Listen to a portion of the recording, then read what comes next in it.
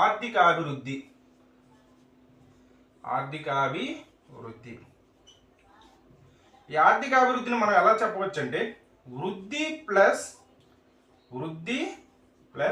వ్యవస్థాపూర్వక మార్పులు. వృద్ధి ప్లస్ వ్యవస్థాపూర్వక మార్పులు.